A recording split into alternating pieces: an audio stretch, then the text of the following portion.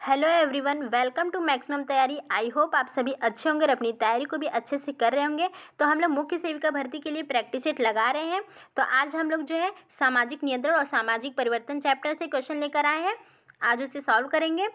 तो चलिए शुरू करते हैं। यदि आप चैनल पर नए हैं तो प्लीज़ चैनल को सब्सक्राइब कर लें, और यदि आपने पिछले वीडियोस नहीं देखे तो मुख्य सेविका की प्लेलिस्ट बनी हुई है, आप वहां से जाके देख सकते हैं। तो चलिए शुरू करते हैं। क्वेश्चन नंबर फर्स्ट है, सामाजिक नियंत्रण शब्द का प्रयोग किसने किया है? ए है काम्ट, बी है रॉस, सी है लैंडिस, डी है कूले।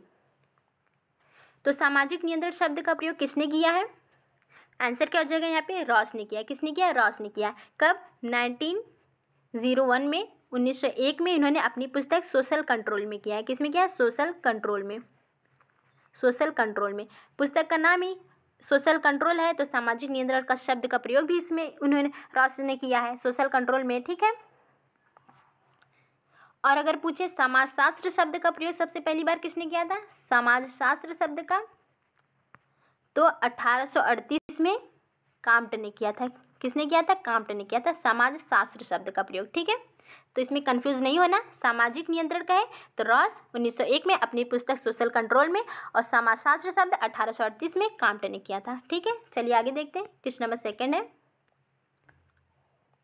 सामाजिक नियंत्रण का तात्पर्य उन सभी शक्तियों से है जिनके द्वारा समुदाय व्यक्ति को अपने अनुरूप बनाता है। कथन है। ए है डेविस का, बी है लैंडिस का, सी है रॉस का, डी है पार्सन्स का। तो सामाजिक नियंत्रण का तात्पर्य है कि उन सभी शक्तियों से है जिनके द्वारा समुदाय व्यक्ति को अपने अनुरूप बनाता है। तो ये किसका स्टेटमेंट है? आंसर क्या हो जाएगा यहाँ पे? सी, रॉस का है। किसका है? रॉस का है। लैंडिस ने क्या कहा है? लैंडिस ने कहा है कि सामाजिक नियंत्रण एक प्रक्रिया है जिसके द्वारा जो है समाज में व्यवस्था स्थापित की जाती है और उसे बनाए रखी जाती है। लैंडिस कहते हैं सामाजिक नियंत्रण एक प्रक्रिया है जिसके द्वारा समाज में व्यवस्था स्थापित की जाती है और उसे बनाए रखी जाती है। पार्सन्स क्या कहते हैं? तो पार्सन्स कहते हैं कि विपथगामी प्रवृत्तियों की कली को फूल बनने से पहले ही समाप्त कर देना ही सामाजिक नियंत्रण है। ठीक है, ये पार्सन्स कहते हैं। आगे देखते हैं। क्वेश्चन नंबर थर्ड है, सामाजिक नियंत्रण का प्रयोग उन प्रक्रियाओं और साधनों के लिए करते हैं जिनके द्वारा समूह सामाजिक प्रतिमानों से विचलन को रोकता है। स्टेटमेंट है। ए है पार्सन्स का, बी है मैकाइवर और पेज का, सी है ऑकबर्न का और नीम का, डी है लैंडिस का। तो सामाजिक नियंत्रण का प्रयोग उन प्रक्रियाओं और साधनों के लिए करते हैं जिनके द्वारा समूह सामाजिक प्रतिमानों से विचलन को रोकता है। तो ये स्टेटमेंट है ऑकबर्न और नीम का। किसका है? ऑकबर्न और नीम का है। पार्सन्स ने क्या कहा है? तो पार्सन्स ने कहा है कि विपथगामी प्रवृत्तियों की कली को फूल बनने से पहले ही नष्ट कर देना सामाजिक नियंत्रण होता है। ठीक है। मैकाइवर और पेज ने क्या कहा है? तो मैकाइवर और पेज ने कहा है कि सामाजिक व्यवस्था का संगठन करना, सामाजिक व्यवस्था का संगठन करना और इसी का अनुसरण करना ही सामाजिक नियंत्रण है। पार्सन्स कहते हैं पहला वर्ड क्या है? सामाजिक व्यवस्था का संगठन करना और इसी के अनुसार अनुसरण करना ही सामाजिक नियंत्रण है। ये मैकाइवर और पेज कहते हैं। ठीक है। लैंडिस का, इनका भी बताया मैंने कि सामाजिक नियंत्रण क्या होता है? सामाजिक नियंत्रण एक प्रक्रिया है जिसके द्वारा जो है सामाजिक व्यवस्था स्थापित की जाती है और उसे बनाए रखी जाती है। ठीक है, ये लैंडिस ने कहा है। क्वेश्चन नंबर 4 है, मानव नियंत्रण के कारण ही मानव है। ये कथन है। ए है रॉस का, बी है लैंडिस, सी है पार्सन्स, डी है ऑकबर्न और नीम का। तो मानव नियंत्रण के कारण ही मानव है, ये किसका स्टेटमेंट है? आंसर क्या हो जाएगा? बी, लैंडिस का है। किसका है? लैंडिस का। तो मानव नियंत्रण के कारण ही मानव है। आगे देखते हैं। बाकी तो हम लोगों ने स्टेटमेंट ऊपर पढ़ा ही। क्वेश्चन नंबर 5 है, बोटोमोर ने सामाजिक नियंत्रण के कितने सिद्धांत दिए हैं? ए है 2, बी है 3, सी है 4, डी है 5। तो बोटोमोर ने सामाजिक नियंत्रण के कितने सिद्धांत दिए? आंसर क्या हो जाएगा यहाँ पे? ए हो जाएगा 2। कितने? 2 दिए। कौन का? एक दबावात्मक सिद्धांत दिया है, दूसरा दिया है प्रतिमानात्मक सिद्धांत या मूल्यनात्मक सिद्धांत। ठीक है, आगे देखते हैं। क्वेश्चन नंबर 6 है, चेतन और अचेतन नियंत्रण के प्रकार किसने दिया है? ए है कार्ल मैनहीम ने, बी है कूले एवं बर्नार्ड, सी है किम्बाल यंग, डी है लेपियर। तो चेतन और अचेतन नियंत्रण का प्रकार किसने दिया है? आंसर क्या हो जाएगा यहाँ पे? कूले एवं बर्नार्ड ने दिया। किसने दिया? कूले एवं बर्नार्ड ने दिया चेतन और अचेतन। कार्ल मैनहीम ने क्या दिया है? तो प्रत्यक्ष और अप्रत्यक्ष नियंत्रण कार्ल मैनहीम ने दिया है। इनकी पुस्तक का नाम मैन एंड सोसाइटी है। मैन एंड सोसाइटी कार्ल मैनहीम की पुस्तक का नाम है।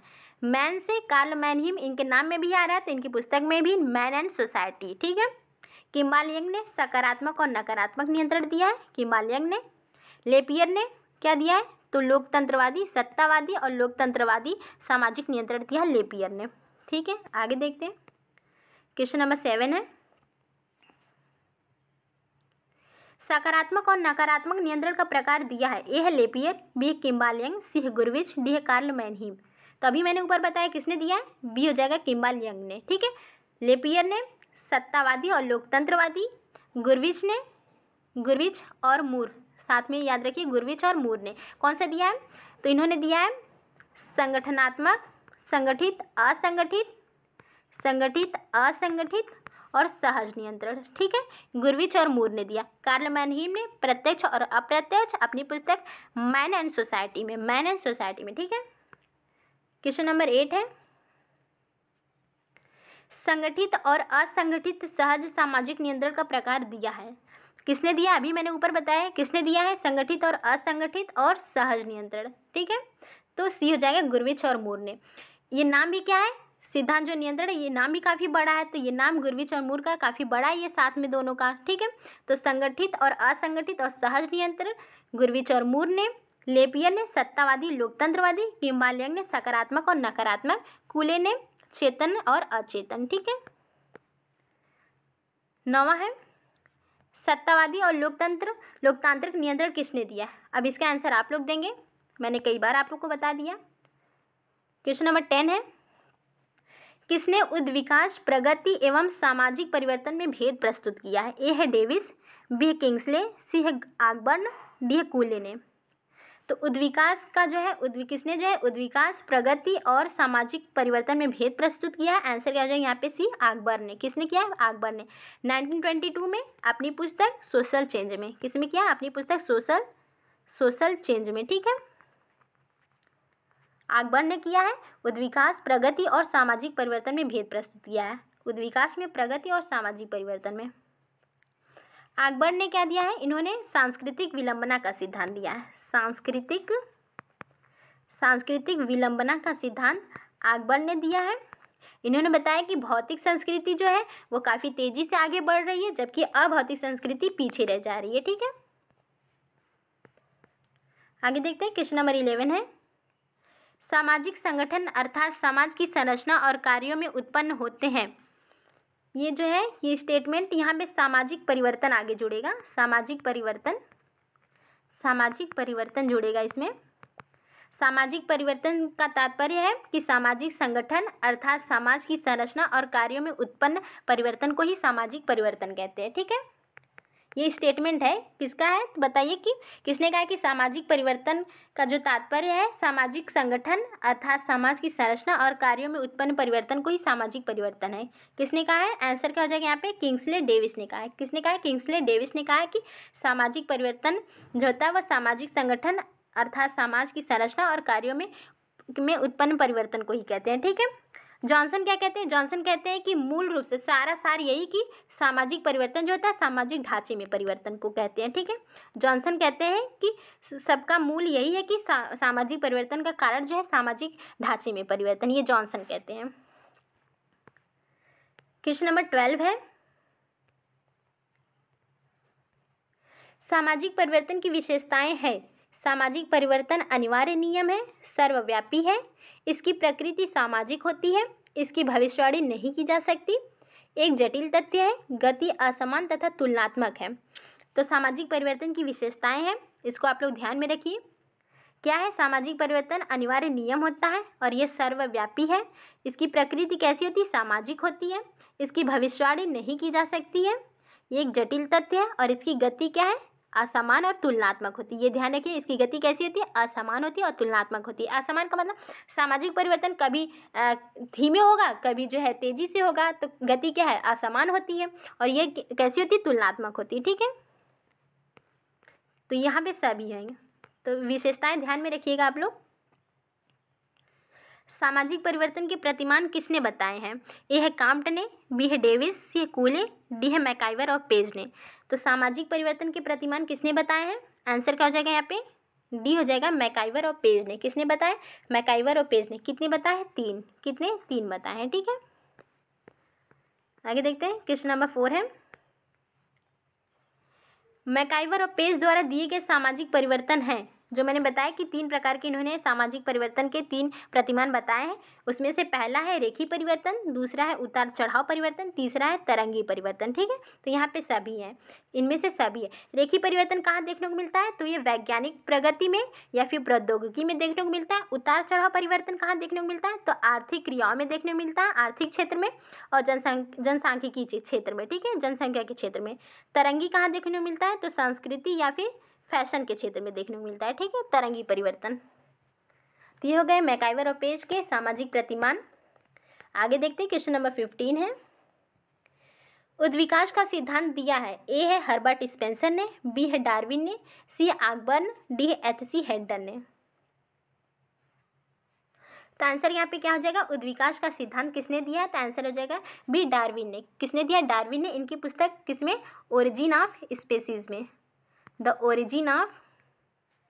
ओरिजिन ऑफ स्पीसीज में इन्होंने अपनी पुस्तक, इसी में जो है उद्विकास का सिद्धांत दिया है। अपनी पुस्तक द ओरिजिन ऑफ स्पीसीज में, अपनी पुस्तक में इसमें दिया है इन्होंने उद्विकास का सिद्धांत। इन्होंने कहा कि जो जीव पर्यावरण के अनुकूल खुद को समायोजित कर लेते हैं वो ही जीवित रहते हैं और जो नहीं कर पाते हैं वो मर जाते हैं। ठीक है, तो इसी के आधार पे, उद्विकास के सिद्धांत के आधार पे डार्विन ने जो दिया है उसी के आधार पे सामाजिक उद्विकास का सिद्धांत हर्बर्ट स्पेंसर ने विकसित किया। ठीक है, सामाजिक उद्विकास का सिद्धांत हर्बर्ट स्पेंसर ने विकसित किया है।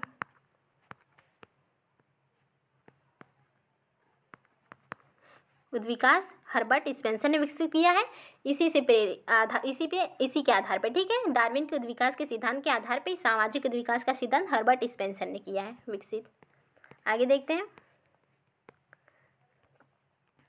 आ गया क्वेश्चन वही, सामाजिक उद्विकास का सिद्धांत किसने किया, विकसित किया है? तो आंसर क्या हो जाएगा यहाँ पे? जब सामाजिक उद्विकास कहेगा तो स्पेंसर, हर्बर्ट स्पेंसर। जब केवल उद्विकास तो डार्विन रहेगा। ठीक है, लैमार्क ने क्या दिया? अर्जित गुणों के हस्तांतरण का सिद्धांत दिया। अर्जित गुणों के हस्तांतरण का सिद्धांत दिया है लैमार्क ने। ठीक है,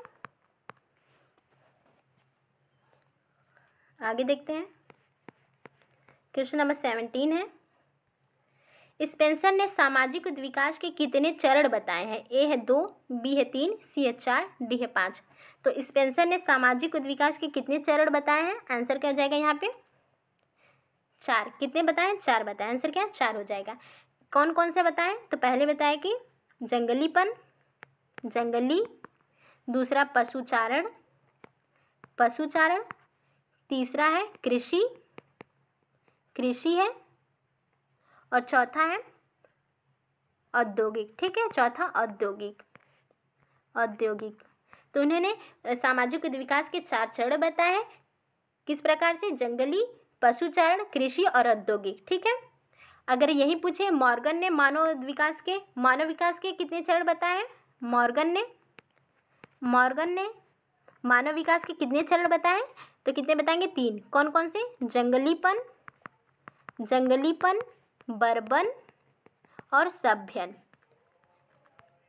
अगर पूछे हर्बर्ट स्पेंसर ने सामाजिक उद्विकास के कितने चरण बताए तो 4 बताएंगे, जंगली, पशुचारण, कृषि और औद्योगिकरण। ठीक है, और मॉर्गन ने मानव विकास के कितने चरण बताए तो 3, जंगलीपन, बर्बन और सभ्यन।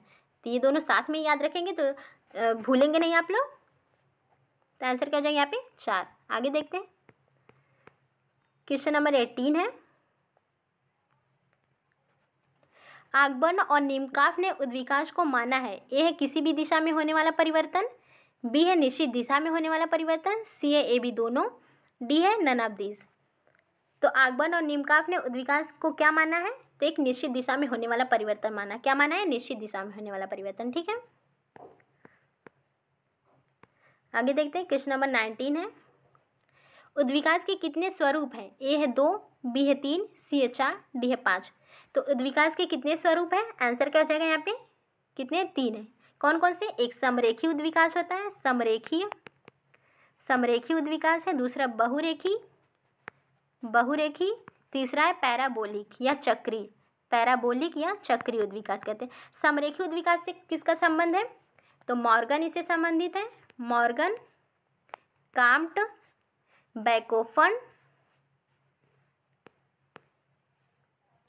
कौन कौन है समरेखी से कौन कौन संबंधित है? मॉर्गन है, काम्ट है, बैकोफन, टायलर, H.C. हेडन और लेवी बूहल। ठीक है, लेवी बूहल।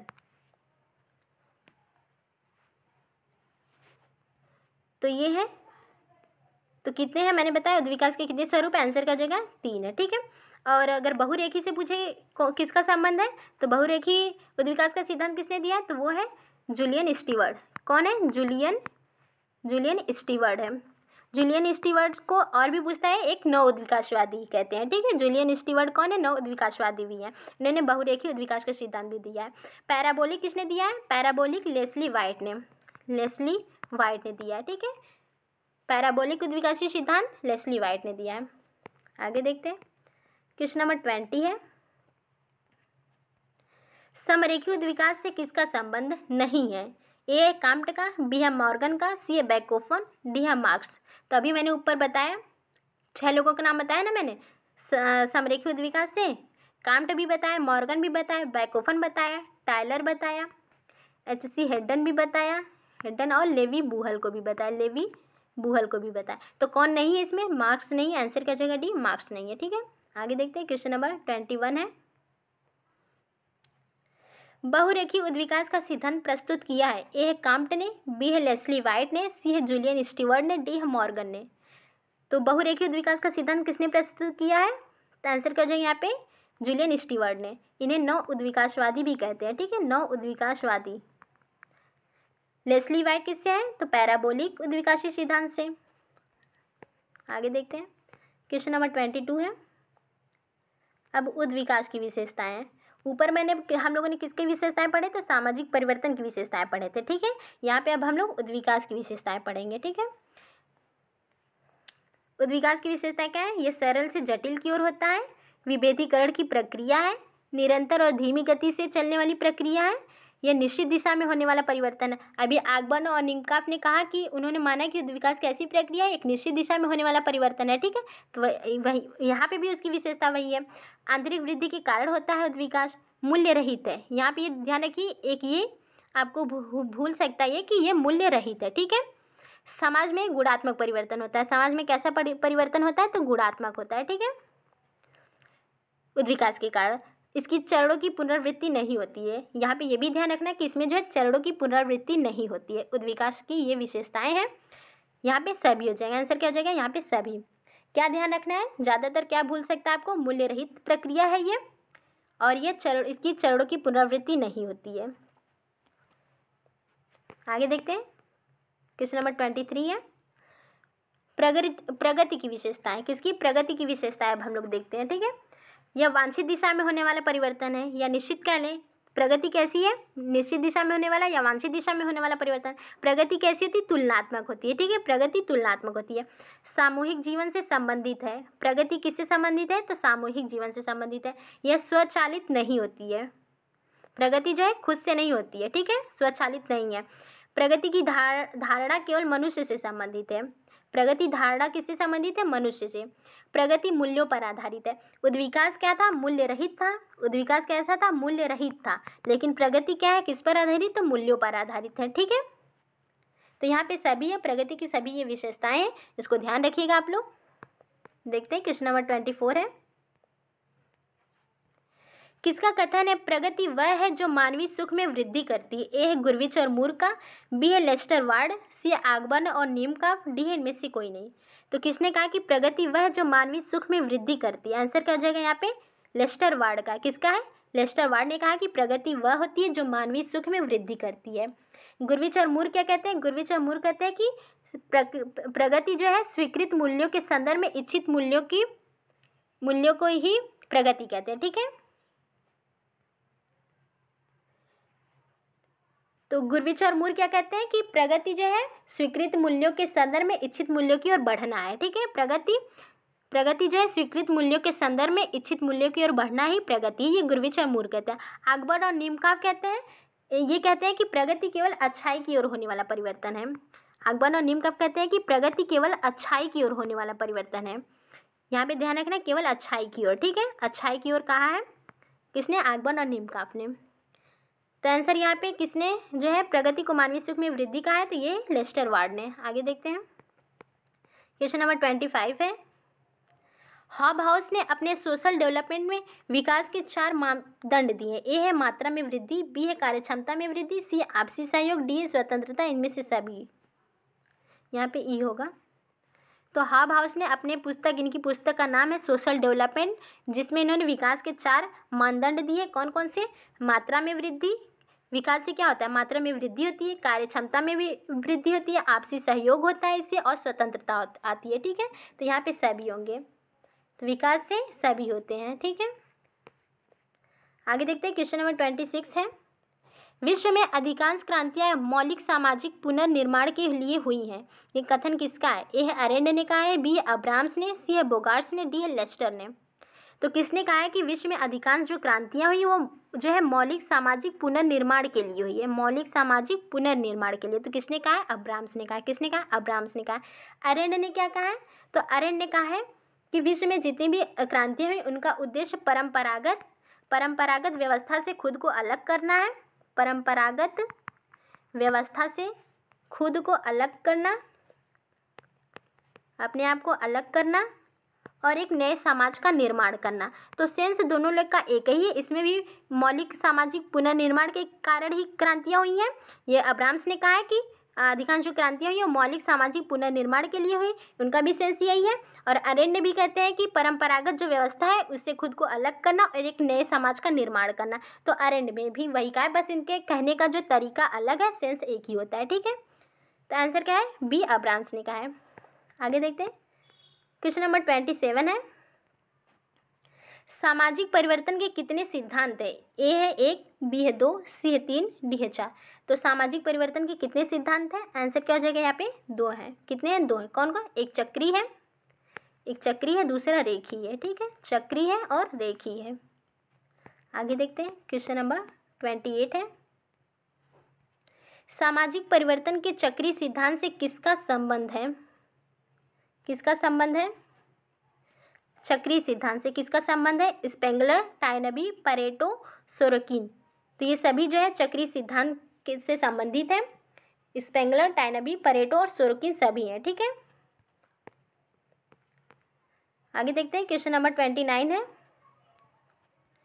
विश्व में 8 सभ्यताओं का ऐतिहासिक अध्ययन किया था। किसने? सोरोकिन ने, बी है स्पेंगलर, सी है टायनबी, डी है परेटो। तो किसने 8 सभ्यताओं की ऐतिहासिक अध्ययन किया था? आंसर क्या हो जाएगा यहाँ पे? बी हो जाएगा, स्पेंगलर ने। किसने किया था? स्पेंगलर ने किया था। इनकी पुस्तक का क्या नाम है? The decline of the West इनकी पुस्तक है। द डिक्लाइन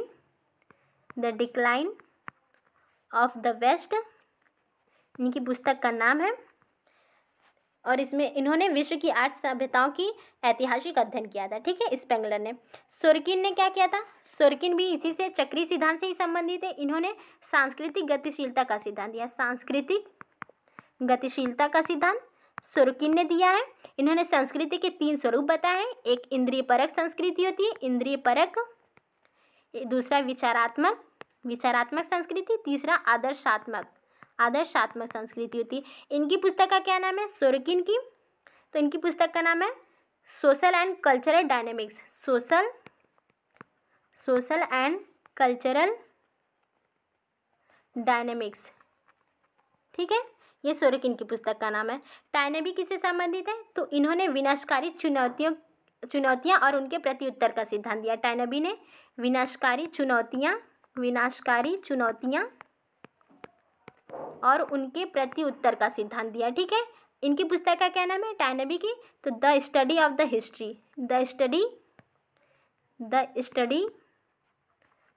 हिस्ट्री इनकी पुस्तक का नाम है। ठीक है, परेटो किससे संबंधित है? तो परेटो ने अभिजात वर्ग के परिभ्रमण का सिद्धांत दिया है। ये भी चक्रीय सिद्धांत से ही संबंधित है। अभिजात वर्ग के परिभ्रमण का सिद्धांत दिया इन्होंने। इनकी पुस्तक का क्या नाम है? Mind and society. Mind and society जो है, माइंड एंड सोसाइटी, ये पुस्तक जो है परेटो की है। माइंड कहेगा तो mind and society Pareto, man and society तो कार्ल मैनहीम, मैन, ठीक है। आगे देखते हैं, क्वेश्चन नंबर 30 है, संस्कृति के 3 स्वरूप बताए हैं। ए है सोरोकिन ने, बी है स्पेंगलर, सी है टैनबी, डी है परेटो। तो अभी मैंने ऊपर बता ही दिया, किसने बताया? आंसर क्या हो जाएगा? ए सोरोकिन ने, ठीक है। आगे देखते हैं, क्वेश्चन नंबर 31 है, विनाशकारी चुनौतियों और उनके प्रत्युत्तर का सिद्धांत दिया है टैनबी, परेटो, सोरोकिन, स्पेंगलर। तो किसने दिया है? आंसर क्या हो जाएगा यहाँ पे? टैनबी ने। किसने दिया? टैनबी ने, अपनी पुस्तक द स्टडी ऑफ हिस्ट्री, ठीक है। क्वेश्चन नंबर 32 है, परेटो ने सामाजिक परिवर्तन के चक्रीय सिद्धांत का उल्लेख किया, किस क्षेत्र में किया है? ए है राजनीतिक, बी है आर्थिक, सी है आदर्शात्मक, डी है तीनों में। तो परेटो ने सामाजिक परिवर्तन के चक्रीय सिद्धांत का उल्लेख तीनों क्षेत्र में किया है। किसमें? तीनों में, राजनीतिक, आर्थिक और आदर्शात्मक। क्वेश्चन नंबर 33 है, सामाजिक परिवर्तन के रेखीय सिद्धांत से किसका संबंध है? ए है काम्ट, मार्क्स, वेबलेन, बी है वेबलेन, सोरोकिन, टैनबी, सी है स्पेंसर, टैनबी, परेटो, डी है हाबहाउस, परेटो और सोरोकिन। तो सामाजिक परिवर्तन के रेखीय सिद्धांत से किसका संबंध है यहाँ पे? तो कौन कौन है? एक तो काम्ट है, दूसरे मार्क्स, तीसरे वेबलेन, चौथे स्पेंसर, हर्बर्ट स्पेंसर और पांचवें हाबहाउस हैं, ठीक है। तो ये सामाजिक परिवर्तन के रेखीय सिद्धांत से संबंधित है। तो कौन है इसमें? तो यहाँ पे तो ये लोग जो है चक्री से संबंधित है, पहला वाला सही है यहाँ पे, काम्ट, मार्क्स और वेबलेन, ठीक है। आगे देखते हैं, क्वेश्चन नंबर 34 है, काम्ट ने बौद्धिक विकास के कितने स्तर बताए हैं? ए है 2, बी है 3, सी है 4, डी है 5। तो काम्ट ने बौद्धिक विकास के कितने स्तर बताए हैं? आंसर क्या हो जाएगा यहाँ पे? 3। आंसर कितना? बी हो जाएगा 3। कितने बताए? 3 बताए। कौन? धार्मिक, तात्विक और वैज्ञानिक, ठीक है। धार्मिक, तात्विक और वैज्ञानिक या प्रत्यक्ष विज्ञान भी कहते हैं, ठीक है। क्वेश्चन नंबर 35 है, आर्थिक निर्धारणवाद सिद्धांत किसका है? ए है काम्ट का, बी है वेबलेन, सी है मार्क्स, डी है स्पेंसर। तो आर्थिक निर्धारणवाद सिद्धांत किसका है? आंसर क्या हो जाएगा यहाँ पे? मार्क्स का है। किसका है? कार्ल मार्क्स का है, ठीक है। वेबलेन का क्या है? तो प्रौद्योगिक निर्णयवादी है, प्रौद्योगिक निर्णयवाद का सिद्धांत ये वेबलेन का है, या प्रौद्योगिक निश्चयवादी वेबलेन का, ठीक है। तो आज के लिए बस इतना ही। वीडियो पसंद आए तो प्लीज़ लाइक, शेयर और सब्सक्राइब जरूर करिएगा और कमेंट में बताइएगा कि आपके कितने क्वेश्चन सही रहे, और यदि वीडियो पसंद है तो इसके बारे में भी बताइएगा, ठीक है। तो आज के लिए इतना ही, धन्यवाद।